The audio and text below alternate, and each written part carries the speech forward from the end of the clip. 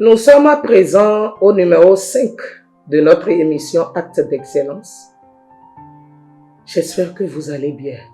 Aujourd'hui, il me plaît de vous parler de quelque chose de très pratique dans le mariage. Et je voudrais surtout m'adresser aux femmes en vous racontant une histoire vécue avec une femme qui m'a appelé un jour pour dire « Vous qui parlez d'excellence conjugale, est-ce que vous croyez que le bonheur conjugal est accessible?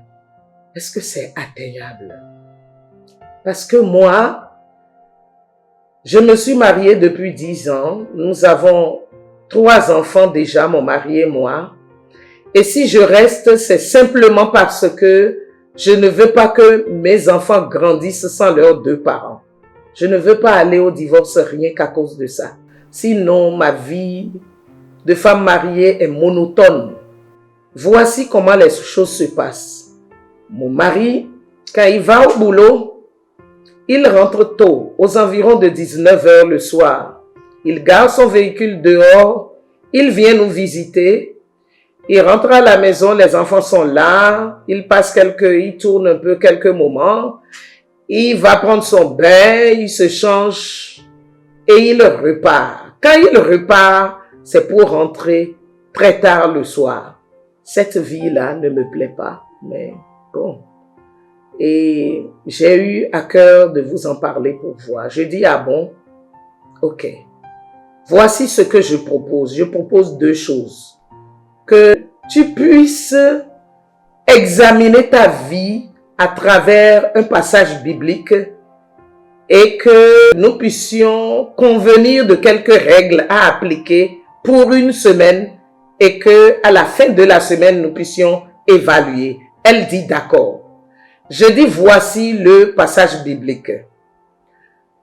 1 Pierre chapitre 3, les versets 1 et 2, où il est écrit « Femmes, soyez de même soumises à vos maris, afin que si quelques-uns n'obéissent point à la parole, ils soient gagnés sans parole par votre conduite chaste et réservée. » Je voudrais que vous qui me suivez, vous puissiez remarquer avec moi, afin que si quelques-uns n'obéissent point à la parole. Dans cela, je voudrais que nous mettions toutes les bêtises des hommes, les maladresses des hommes, les abus d'autorité des hommes. Il ne donne pas l'argent de popote. Il me frappe de temps en temps. Il cherche femme dehors. Il m'a trahi.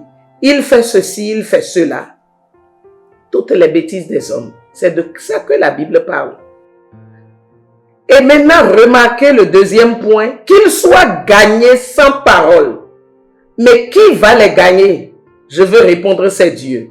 Sans parole, là, c'est à qui? Que la femme parle peu, ne parle pas quand ça va mal et que elle agisse.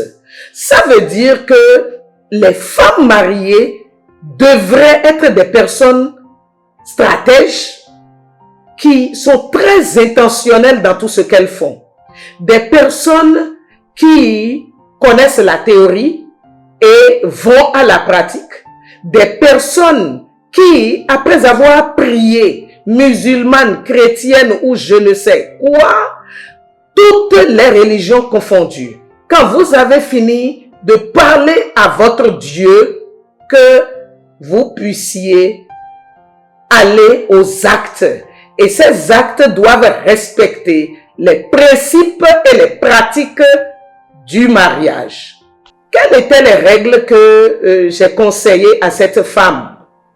J'ai dit, primo, il faut faire en sorte que l'hygiène de la maison soit impeccable. C'est-à-dire, tout est propre et chaque chose à sa place, comme ton mari aime. Deuxième chose, hygiène corporelle des enfants et ton hygiène corporelle. Il faut que les enfants soient lavés, propres, bien habillés et ayant déjà mangé avant que leur papa ne rentre à la maison. Et toi-même, sélectionne les tenues que ton mari aime, dans lesquelles il aime te voir. Et s'il y a dans tout ça des tenues, des tissus et des tenues qu'il t'a offert, il faut les mettre au cours de cette semaine-là. Deuxième chose à faire, il faut veiller à ce que les repas à la maison soient impeccables au cours de la semaine. Impeccables, bien cuisinés, ok? Et je ne dis pas de faire des dépenses, mais bien cuisiner et surtout sélectionner les mets que ton mari aime. Troisième point, au niveau de l'hôtel conjugal, c'est-à-dire la chambre conjugale, que tout soit impec aussi et bien parfumé, toi-même bien parfumé, les nuits. Il faut créer les conditions aussi. Et si ton mari te désire, ne lui oppose pas de refus de sexe au cours de la semaine. Veille aussi à ce que lorsqu'il rentre, tu l'accueilles avec le sourire. Autre chose, il faut voir en toi-même les choses qu'il n'aime pas et qui ont déjà fait précédemment objet d'interdiction et auquel tu ne veilles pas. Tu n'as pas taillé d'importance. Il faut aller ramasser tout ça. Et au cours de la semaine, tu respectes. Et à la fin de la semaine, nous allons nous appeler pour évaluer. Voilà ce que j'ai dit à la femme. C'était un dimanche qu'elle m'a appelé. Et le dimanche suivant, nous devrions nous appeler parce que je dis fais tout pour que à partir du lundi, ta machine fonctionne selon les règles. Le dimanche, je l'ai appelé la première parce que je sais que ça marche. Ce que j'ai dit là, ça marche. Et alors, je l'ai appelé et voici son témoignage. Elle me dit, ah, madame, je n'ai rien compris, hein, mais ça a marché. Le lundi, j'ai mis en branle ma machine, mon projet ou ce que j'ai conçu.